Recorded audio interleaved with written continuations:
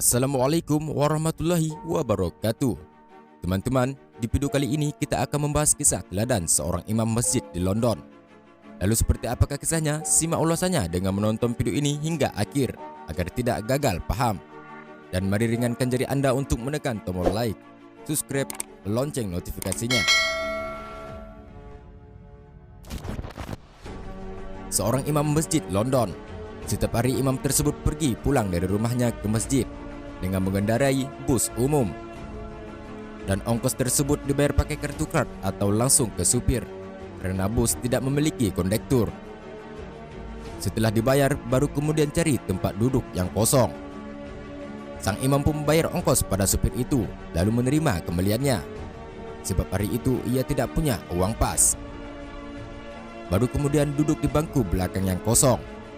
Di tempat duduknya, sang imam pun menghitung uang kembalian dari supir itu dan ternyata lebih 20 sen. Sejenak ia terpikir uang ini dikembalikan atau tidak. Dalam hatinya, wah, uangnya berlebih 20 sen. Dan ini supir pun orang kafir. Tapi atau aku masukin saja ke kotak amal di masjid. Setelah sampai di tujuan, ia pun hendak turun bus dengan berjalan melewati supir bus tersebut. Dalam hatinya masih bergejolak atas uang 20 sen itu, antara dikembalikan atau tidak. Namun ketika sampai di dekat supir, spontan ia pun mengeluarkan 20 sen itu sambil berkata, "Maaf, uang kembaliannya tadi berlebih 20 sen." Tanpa disangka, tanpa ditanya, supir itu mengacungkan jempol seraya berkata, "Anda berhasil." "Apa maksud Anda?" tanya imam masjid. "Bukankah Anda imam masjid yang di sana tadi?" tanya supir itu. "Betul," jawab imam masjid. Lantas supir itu berkata, "Sebenarnya sejak beberapa hari ini saya datang ke masjid Anda untuk belajar dan memeluk Islam. Tapi timbul keinginan di hati saya untuk menguji Anda sebagai imam masjid. Apa benar Islam itu seperti yang saya dengar, jujur, amanah dan sebagainya? Dan saya sengaja memberikan kembalian berlebih, dan itu Anda berhasil. Saya akan masuk Islam," kata supir tersebut.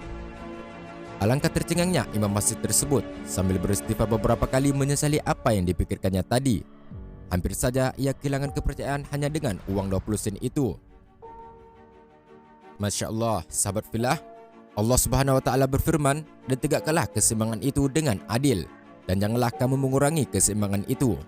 Quran Surah Ar-Rahman ayat 9.